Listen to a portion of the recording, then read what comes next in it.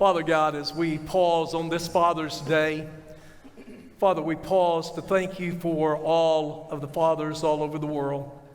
I pray, God, for each one of them, specifically, God, because it's such a great responsibility. It's a tough responsibility. And Father, in the world that we live in today, it seems even tougher perhaps than ever before. I pray, oh God, with all of the challenges that fathers have today to try to keep their family intact and, Father, to try to provide for them, I pray for your grace. I pray for your strength. I pray for peace and encouragement to be with them all the days of their lives. And God, as we honor fathers today and as we celebrate them and as we look at once again an Old Testament passage of a man who loved his family, but he failed miserably as a father. I pray, oh God, that we would glean from the truths of this man's life something, oh God, that we can take and make applicable to our lives and to not repeat some of those same mistakes. Father, speak to us through your word today, I pray, in Christ's name. And all God's people said, amen. Thank you. You may be seated. Well, today as we honor fathers, the third Sunday of each year since I think around 1922 has been set aside to pay tribute to our fathers. A married couple had a boy who was really tough. He was one of those kids that was just hard to raise, hard to deal with. Any of you know what I'm talking about? Well, he caused all kinds of problems in school. He gave the teachers fit. He gave neighbors in the neighborhood fits as well. And one year his mother and father decided they wanted to go on a trip and they were going to Europe and they were going to leave their son back home with some friends. And as they went from one country to another, they would send him back postcards to show him the places they had visited. They had been to Germany, they had been to France, they had been to many other of the scenic places in Europe. And when they were in Greece, they sent their son back a postcard with this message.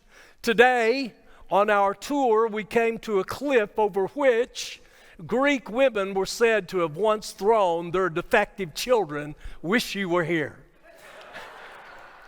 Now, I'm confident of the fact that many of the gaffes that we make in life sometimes turn to be realities. Some kids are difficult to deal with, and it's interesting how kids can grow up in the same home with the same parents, with all of the same toys, go to the same schools, go to the same churches, and yet they can be so different from their siblings. You know, there have been all kinds of books that have been written out there on parenting, how I can be a better parent, how to deal with unruly children. And while these books no doubt have been well researched, oftentimes they have great helps to us. But sometimes when raising children, it's pretty much trial and error. Maybe you've observed that when it comes to understanding how to be a good parent. You see sometimes it's valuable to observe also how parents fail. I mean, kids, after all, your parents are humans too. After all, they're just trying to figure it all out. The day they bring you home from the hospital, there's really not a rule that the hospital gives to the parent to say this is how you're to raise your children. And so moms and dads have a difficult task. Well, in our text for this morning from the Old Testament, taken from 2 Samuel chapter 13 all the way through that verse, there are 39 verses. We're not going to read all of those, but we're going to look at a few things here this morning. But I want to share with you about a father who really failed to a great degree in rearing his children. He wanted to be a good father. He obviously had a lot going on in his life, and and his name was David. You will recognize him because he became the second king of the nation of God's people, the nation of Israel. Let me give you sort of the backdrop on this sermon. David had several sons, but one of his sons was Absalom. He was the third born son of Maacah and David. Absalom was strikingly handsome in appearance as a young man. In fact, 2 Samuel 14:25-26 tells us that in all of Israel, there was not a man so highly praised for his handsome appearance as Absalom. From the top of his head to the sole of his foot, Scripture says there was no blemish in him. Verse 26 says, whenever he cut the hair of his head, he used to cut his hair from time to time when it became too heavy for him. He would weigh it, and its weight was 200 shekels by the royal standard. Absalom, this son of David, was strikingly handsome. He had a sister who was absolutely gorgeous and beautiful. Her name was Tamar. We've talked about her as we looked at the life of David some weeks back. In fact, she was so beautiful that one of her half-brothers, by the name of Ammon, he fell into lust over her. He conspired to get her alone for himself, and then he violated her. He raped her. When David found out about this wickedness, David was incredibly angry. But as far as we know, David never did anything about that situation with his son. For Absalom, who loved his sister, he was so angry at his half-brother Amnon. He moved Tamar into his own house. He took care of her. He supplied all of her needs. And for the next 2 years, he plotted in his mind how that he would take Ammon's life.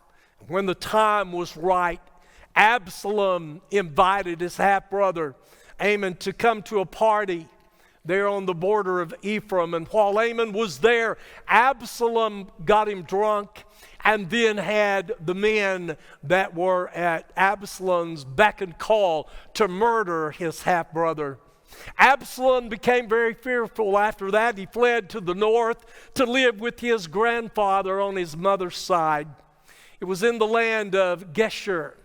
It was there that Absalom remained in exile for the next 3 years. But all of that time that Absalom was away, the Scripture says that David, his father, longed to have Absalom back. In fact, in 2 Samuel chapter 13, verse 39 in our text, it says, and the spirit of the king longed to go to Absalom. Eventually, David does call Absalom back to Israel, but it appears that Absalom's anger wasn't just reserved only for his half-brother Ammon. There's also the possibility that he was so deeply angry with his father David that he may have also intended to kill his own father at the same party that his half-brother Ammon was invited to, because we read in the text that Absalom implored David to attend that same feast, but only after being turned down, that Absalom only settled for his half-brother Ammon. But when Absalom came back to Jerusalem after being away in exile those 3 years, he plotted that he would take David, his father's place on the throne. And so he curried favor with the people. He built an army to try to overthrow King David, his father. When the time was right, he launched his coup, and David was forced to flee the city of Jerusalem, the city that he was king over, the city which David made the capital of the Holy Land. And David fled into the wilderness, where forces eventually of David and those of Absalom, father and son, fighting against each other. And David's men finally overtook Absalom and his coup. And Absalom fled away on a donkey, and as he rode through the forest, young people, the Bible says that long hair that he had, he got caught in the branches of an oak tree. And as he hung there, David's commander-in-chief by the name of Joab killed David's son Absalom with 3 javelin thrusts through his heart. It's not a pretty story in the Bible, but there's one thing about the Bible. The Bible records the good, the bad, and the ugly. It's all there. And so here's David. He's the king of a great nation of Israel, but he's a father who failed his sons, and he failed to lead them the way that he should. It brought incredible destruction and sadness upon David's house. There are 3 things that I want to leave you with on this Father's Day. You'll find them in the bulletin there. I've listed them for you. There are 3 things that seem to be missing, that almost always is missing from homes where the father is not present in the lives of his children. Number 1, David didn't acknowledge his sin to his sons. You'll remember not long ago, I preached a sermon about King David, how that he came home one day from the field of battle where his men were fighting, and he came upon the rooftop of his palace, and he looked over, and there was this beautiful woman by the name of Bathsheba, and she was bathing on the rooftop. David looked, David lusted, David lingered, David took Bathsheba. He committed adultery with her, and you know the rest of the story. We've talked about that, and we looked at that story. Let me tell you, everybody seemed to know about it. It was one of the best kept secrets in the kingdom of Israel, but yet so many people knew it. His children knew it, obviously. Perhaps his own sons had looked at their father's sinfulness and realized it would become their own excuse as well. If Dad can do it, why can't I? You see, the problem for many parents is the fact that when we sin, let me tell you, we do wrong, and that behavior certainly has an effect upon people that we love. And while we may not know all of the story about this incident with David and his sons, we know that the choices we make in life, they certainly are exponentially involved around other people that we love so much. I read where some years ago a minister visited with a woman who had divorced her husband some years before. They had been really great workers in the church. They were highly visible people. They were committed to the church. And as this lady had talked with her minister in her living room, she shared with him, my husband didn't beat me. He was not abusive. He didn't run around on me. In fact, he had been a really decent husband. But she said to her minister, I just don't love him anymore. In fact, she went on and decided that she would live with another man. As she sat there that day talking to the minister, she made it clear that she felt her decision to leave him and to be joined up with this other man outside of marriage was just okay. And she spoke that day to the minister with determination and defiance. She said, I did nothing wrong. I did what I had to do. She said, I know the Bible doesn't approve of what I've done, but I did it anyway. And if I had it to do all over again, I'd do it again.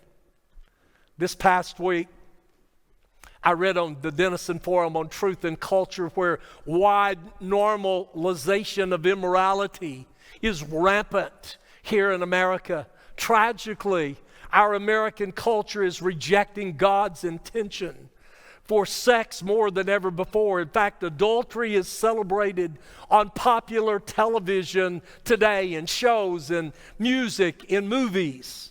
Sex before marriage and cohabitation are assumed. Abortion is viewed today as birth control. Pornography is at epidemic levels, not to mention the escalation and the promotion of the LGBTQ ideology, beginning with our children. And let me tell you, it's being promoted all over television, parents, grandparents. You see this culture-wide normalization of immorality. It's working. It's doing what the devil wants it to do in American home lives, not to mention the rest of the world. Let me tell you this, 69% of Americans, that is almost 70%, say that sex between an unmarried man and woman is morally acceptable. That's up 16 points from the year 2002. 42% believe that sex between teenagers is morally acceptable. 42%. 43% say pornography is morally acceptable. 19% say polygamy, that's having more than one wives at a time, poly meaning many, polygamy, as morally acceptable. That's up 5% from 2006. A record 47% of Americans, almost half of Americans, think that abortion is morally acceptable. And 70% support same-sex marriage. Now I want to ask the question that Dr. Phil asked. How's that working for us? How is that working for us? Well, since the sexual revolution of 1960, the youth suicide rate is the highest that it's ever been since the government began collecting such data in 1960. The percentage of children born out of wedlock has escalated from 8% in 1962 to 40% today. The odds that children in single-parent homes will live in poverty is high. Studies show that as many as half of all the divorces involve one spouse using pornography, and even for those who stay married, pornography sabotages their ability to enjoy normal sexual relations as God would have it. More than 62 million babies have been killed by abortion since Roe v. Wade. Abortion is the leading cause of death in America, surpassing heart disease, cancer, and all of the other causes. Let me tell you, you cannot disobey God and expect your behavior not to have an effect upon the people that you love and you care for and that you want to be role models to. Dads, your sins will have an effect on your children, upon others. With some of today's lyrics in the rap songs, kids, it has an effect. Fathers, mothers, grandparents, it has an effect on your children.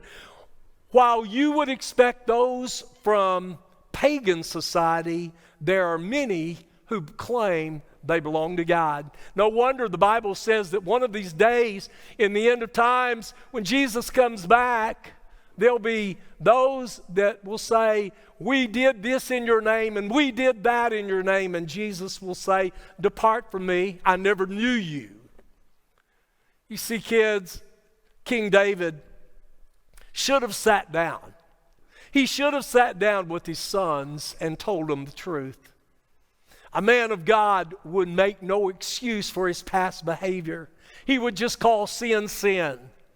But you see, that's what David should have done, but it doesn't appear that he did that. Oh, over there in Psalm chapter 51, verse 12 and 13, David did declare that he wanted God to restore to me the joy of your salvation and grant me a willing spirit to sustain me. Then I will teach transgressors your ways, so that sinners will turn back to you. But David obviously didn't do that with his sons. In fact, it was a year before David ever went to God in repentance of that. And then God had to send a guy by the name of Nathan down to David to share a little story that infuriated David. And the man looked at David and said, David, you're the man. You're the one. I'm talking about you. Well, 3 failures of a father who failed. Number 1, David didn't acknowledge his sin to his son. Secondly, David looked the other way when his sons sinned. So unlike what Job did for his children. In fact, if you're coming to the studies on Wednesday and Sunday night, we've been studying about Job. And if you'll remember, when Job's kids got together, he had 10 of them. They got together for their feast days in their brothers' and sisters' houses. And those 7 sons that Job had and 3 daughters Job had, those 10 kids would get together on feast days. And you know what Job did as a father?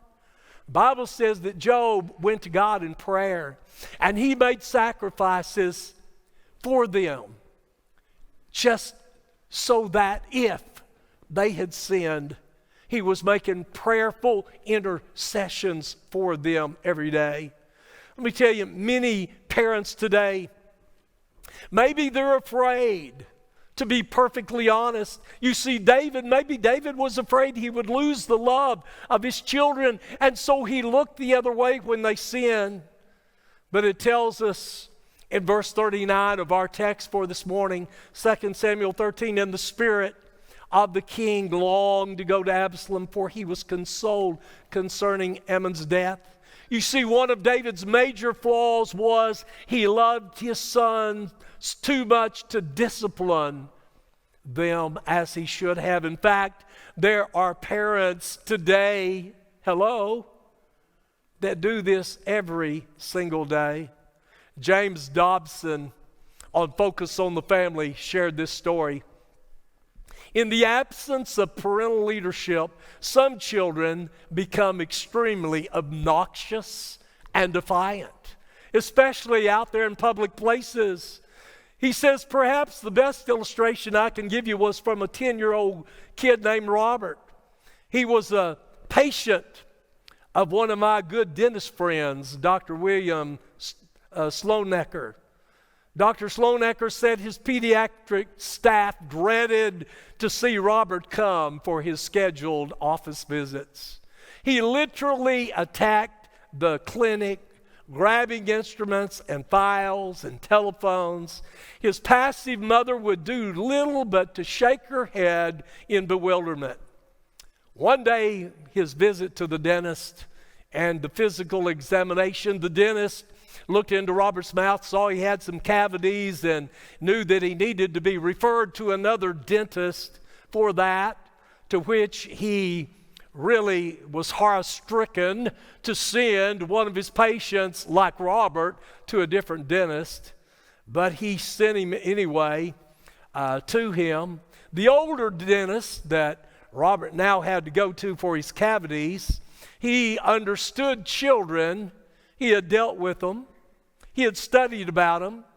And the confrontation that took place on that particular day shows you how one chose to take care of a problem versus those that don't. Robert arrived at the older dentist's office from the referral from his other dentist. He was prepared for battle.